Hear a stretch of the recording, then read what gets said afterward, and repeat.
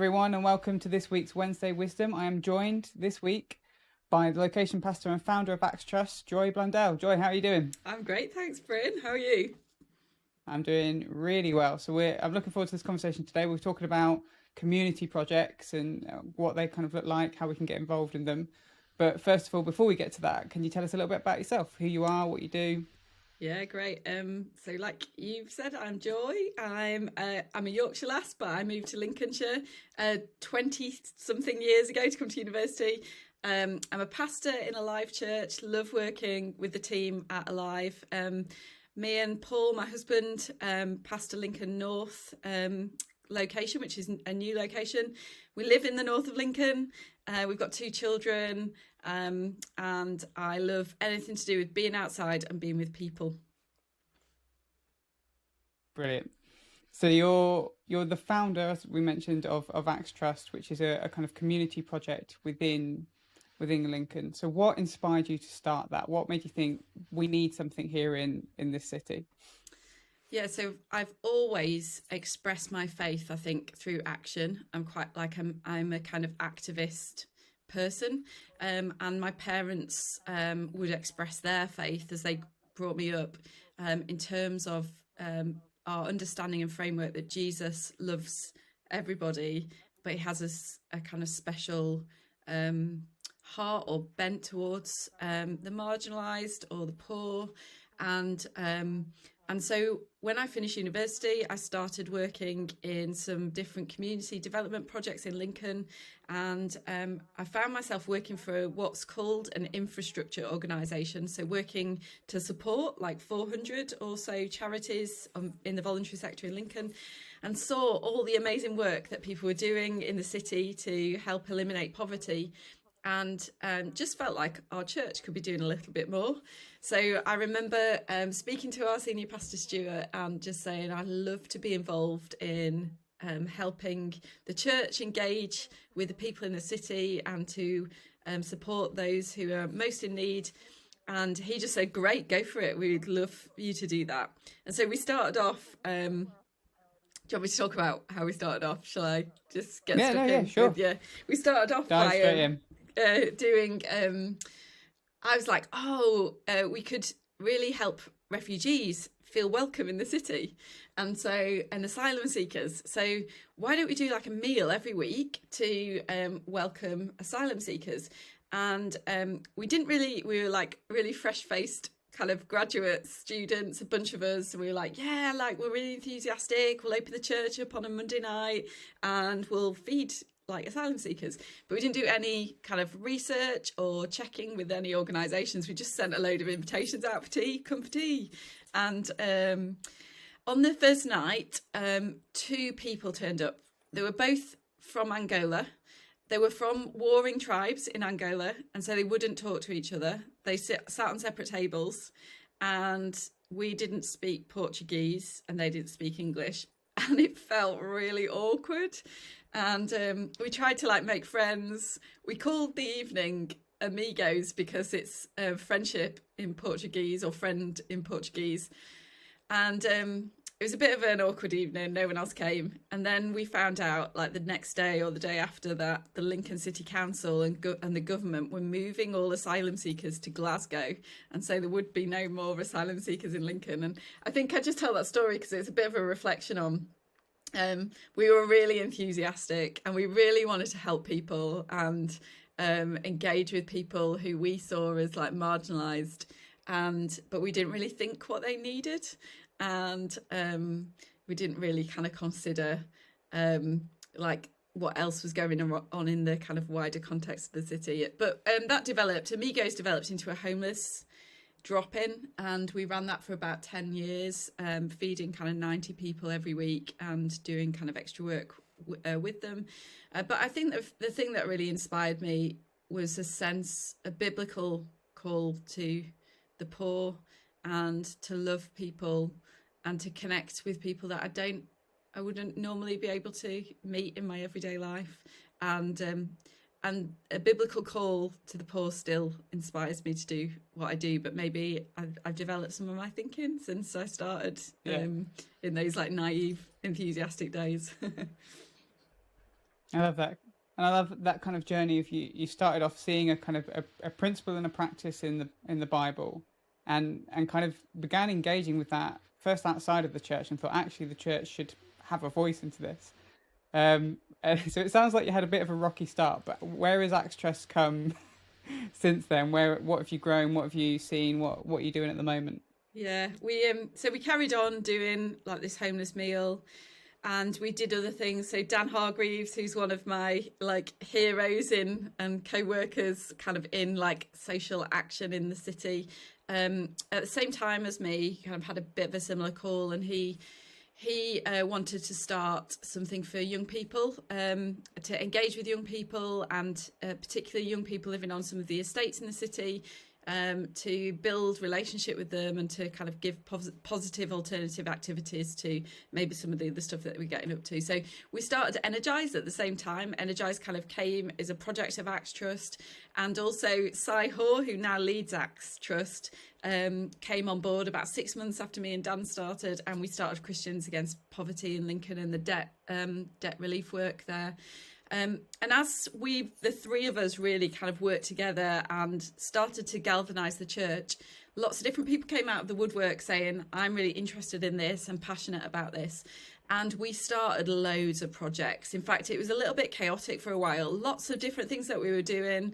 And we were kind of getting like loads of accolades from the city council and different partners saying, wow, it was called New Life Church at the time. Isn't New Life Church doing amazing work in the community? And part of our journey was I went on maternity leave after 2 years or 3 years of starting Acts, and it just gave me a bit of thinking time. And I read a book that totally transformed the way that I view kind of the church engaging in the community, and really helped me with some of my theological framework for what we do, and thinking really biblically. There is a call biblically to the poor. The Bible mentions the poverty over 2,000 times, over 2,000 verses. But I think having a real thoughtful understanding of what is poverty, rather than just quite I suppose, a Western, maybe middle class understanding of putting myself back, stepping back and saying I'm not poor, but they are, and like we have to do something to help those poor people over there, and feels a bit patronising and paternalistic. And I think I was trying to reconcile some of the training that I had in my community development days with some of my kind of biblical understanding and the way that we do things as a church. And it felt like we were being quite paternalistic as a church and just saying, we think we know what's best for you and we're just going to tell you what's best and do something to you. Anyway, I started reading this book. It's called When Helping Hurts, How to Help the Poor Without Helping without hurting them or yourself. And I would recommend it as the best piece of theory and biblical understanding on working with people in poverty that I've ever read in my whole career or life. And really helped me understand that quite often we start in the wrong place. So we start in Genesis 3 and we're like, we can see what's broken, and we're in a fallen world and we need to fix it. And we also just need to give people an opportunity to repent from their sins and let Jesus kind of fix them. And we also just need to help people give them stuff. And so we were giving food parcels out, and we were kind of helping, like feeding homeless every single week, but we weren't seeing loads of changes. And when I read this book, it helped me to go back a few chapters and to step back and look at Genesis 1. God made us in his image, made all of us in his image, not just me. And he put us in a beautiful world that he described as good, like not broken. And he gave us resources to be able to co-create with him to make it even better. And kind of understanding that because of the fall, not just our relationship with him's broken, but our relationship with that good world is broken, and our relationship with ourselves is broken, and our relationship with other people is broken, the community. And any poverty alleviation effort needs to start with our understanding, our biblical understanding that those 4 key relationships are broken. And if we just try and fix other people, then we're actually perpetuating their brokenness, because we're not allowing them to to restore those other relationships, but we're also perpetuating our own brokenness because we're acting in a kind of messianic, like, I'm going to be your rescuer way, and we're not the rescuer, God is. And so our role is to facilitate the kind of reconnection of those relationships whilst working on the brokenness in ourselves as well. And for me, that just changed everything in terms of how we need to engage with our city. So I came back from maternity leave, and we just started rearranging things and closing things down, anything that would perpetuate our own brokenness or not help to heal the kind of all four broken relationships in a holistic way. We decided that we needed to kind of rearrange or rework, and so Acts Trust now, we talk about we empower people to eliminate poverty, and it's about empowering other people to eliminate poverty in their lives and in the lives of the people around them, but it's also empowering ourselves to eliminate the poverty in our life and to not be the rescuer, to work on our brokenness with one another, to recognise even kind of our workaholicism sometimes can be our broken relationship with the world, and to recognise who God is and who we are and how we get to partner with him in all those beautiful ways. So we've grown it. I could tell you about like the projects we do. I'm more interested in our ethos and how we do those things, but I guess some people might want to know. No, I think that's all amazing. I think it's really interesting that as the kind of programs have grown, as the kind of the trust has grown, your theological understanding has grown as well. And there's a little bit of a sense of your work has kind of brought up questions, which you then take those questions to the word and see things that you hadn't seen before. So your theology grows, and then that theology comes back and informs the work that you're doing. That's so good. So taking a step back then a little bit, so from your specific context, bringing it to maybe a wider context, what are some kind of opportunities you kind of see in this cultural moment that we're facing that churches can look at as beginning places, maybe somewhere to look at? So I think we've done really good. Like the church in general has really galvanized itself over the last 20 years and done lots of really good poverty alleviation stuff, and partnering with food banks and CAP and TLG and all the other like kind of amazing charities that are working to support the church to do good work. I think now is not the time to stop. So in this cultural moment that we find ourselves in, where we're unlocking kind of step by step out of COVID, COVID's going to be here to stay for a while at least. We will find, I'm sure, economic challenges in our communities and unemployment, and the mental health kind of epidemic that seems like it's just ramping up, especially in the younger generations who have, I think, been really disadvantaged through these lockdowns. I think I would have found it really hard to be a young person kind of over the last 18 months. That now is the time to kind of rally ourselves and say what are the possibilities for the church to contribute to the recovery and renewal of our towns and our cities. And I think for me, as I see the opportunities, now isn't the time to compete for resources and to like say we can do this on our own. Now is the time to unify like we've never before with our brothers and sisters in different expressions of the church across our towns, our villages, our communities, but also to partner with the civic agencies who also want to bring recovery and renewal to our communities. And there's a kind of government mandate to make a recovery plan for local government, and for the church to say, what is your plan and how can we join you? Because we believe that this is part of our mandate to bring renewal and recovery to our towns and our cities. And for us just to not rush into anything. So for not to step back, but not to rush into things. And I think for us to start conversations the best, what's already going on and what's working really well. What can we celebrate about how the way our communities have pulled together over the last 18 months? And what are the gaps? Like, what are the needs? To pray and to ask God, what do we need to do? And then to trust him for the resources and the step-by-step kind of approach. And we use this approach in Lincoln it's called the asset-based community development approach.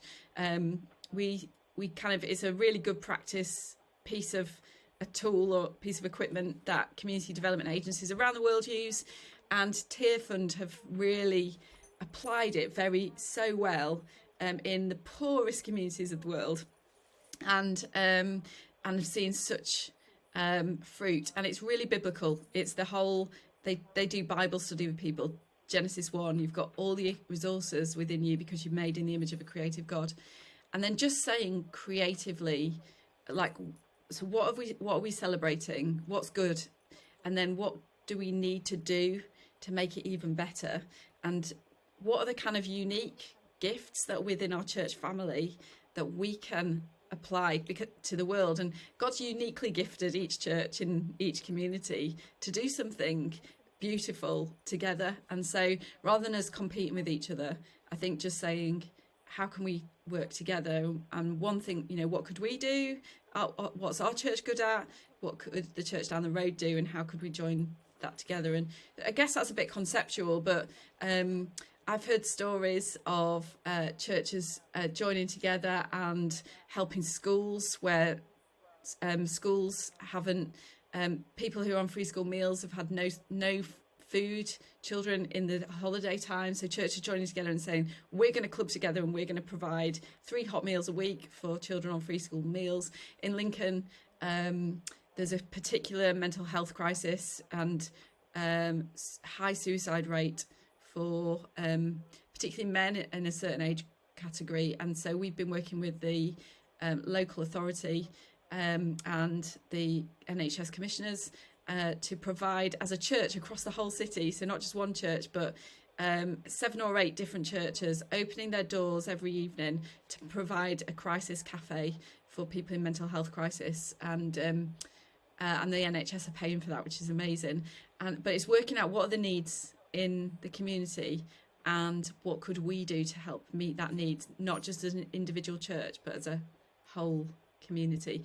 And really listening, so not doing what I did right at the beginning and just launching in without thinking about it and getting, 2 asylum seekers from warring communities who didn't talk to each other, and then they were going anyway the next day. I think we need to build trust with our local communities and not just jump in and start something that we can't sustain, because particularly people in material poverty have had so many people offer to help them and then just not follow through. And we need to demonstrate the faithfulness of Jesus by being there for the long haul. And so being really thoughtful about what we do first before we jump in. Yeah, no, and I think these concepts are so helpful, because it would be very easy for us to go, well, you need to be doing this and this and this, but everyone's contexts are different. And so actually understanding the concepts, better approaches. And I think from what you said, that there needs to be a real level of humility in this, that it's not a case of going, this is what we want to do, or it needs to be our thing, but just actually being, is there something else we can partner in, or listening to other people, whether it's other churches or... So great. Yeah. So, yeah, I'm getting caught up. I'm losing my flow of thought. So, someone has been listening to this, they've resonated with it, they've got passionate about it, and they've been listening and started to get a sense of maybe an area that they could look in. Where would you tell them to start? How would they just begin just to get involved and get stuck in this? Yeah, so I would say, and I'm sure ground level churches are already doing this, but I'd say just make sure that you're talking to your friends down the road who are also leading and engaging in the community, like other churches. The Council for Voluntary Services is a really good place to start in your local community, and they help support other groups who are doing things, and they'll know what's going on if you don't. So just connecting in with them. But I think there's some other really good national resources to help. So I really recommend the Cinnamon Network. They're called Neighbour now, but formerly known as the Cinnamon Network. And they have a whole load of like what they call off the peg kind of projects that are already tried and tested that you can just engage with. And so once you know what the needs are and you've done that thoughtful kind of piece of work, if there are projects that are already doing that, I'd recommend rather than you kind of starting. And they also have funding attached to startup projects as well.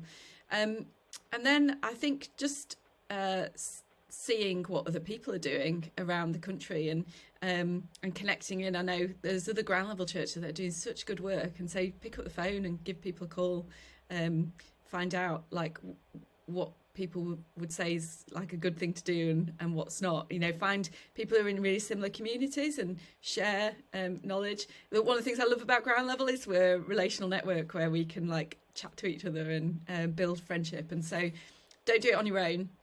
But do think about it before you jump in with both feet. So good. That's so good. One of the things I wanted to pick up that you mentioned before, when kind of Acts Trust was first building and growing and developing, you were saying you were kind of doing lots of different things. And so how can churches avoid kind of getting stretched too far, trying to meet all of the different needs? And on top of that, I think one thing I've noticed is it's not uncommon in the church for lots of people to be like, I think we should be doing this. I think we should be doing this. So how do you navigate all of those different pools and try and focus yourself so you know that you're not spreading yourself too thin, but what you're doing is actually effective? Yeah, that's a really good question. And I think that even in this moment, and I've missed this out, so thanks for this question. I actually don't even know if we as the church need to be doing stuff as a corporate body.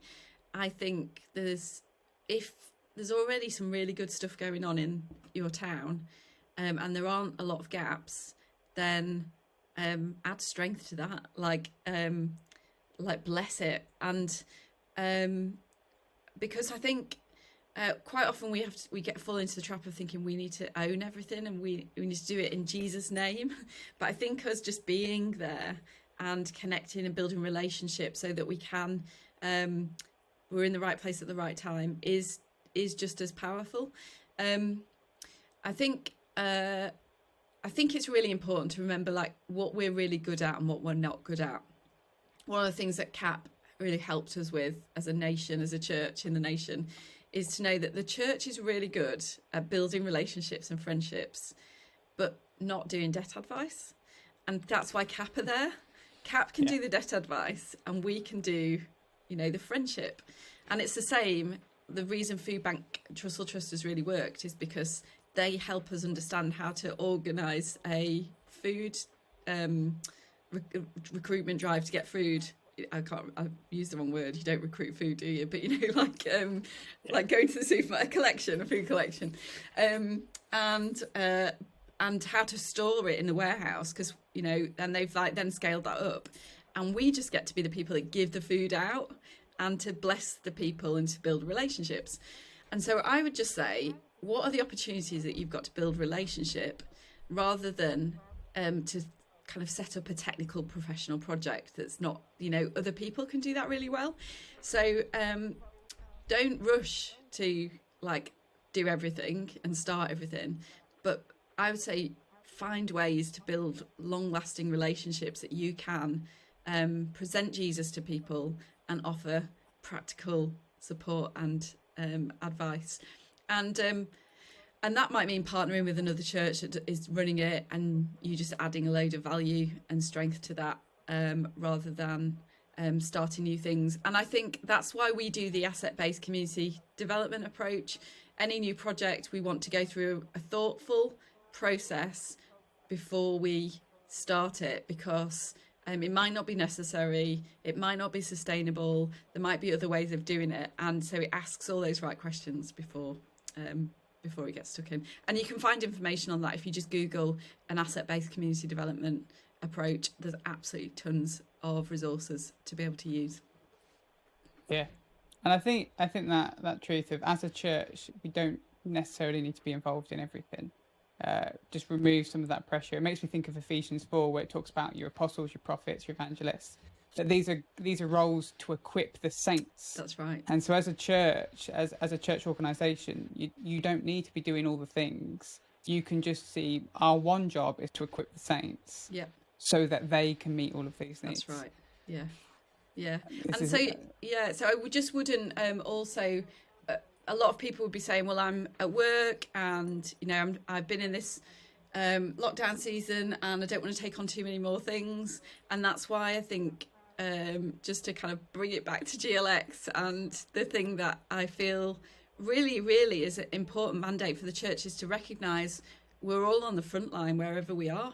And so don't feel guilty if you haven't got time to be serving a community project, but love your neighbours and do your best work in the workplace or the place that God's put you in, because that is also helping, will be, whatever you're doing, there's a way of seeing that you're helping the recovery and renewal of your town and community as you contribute to like whatever you're doing in Monday to Friday as well.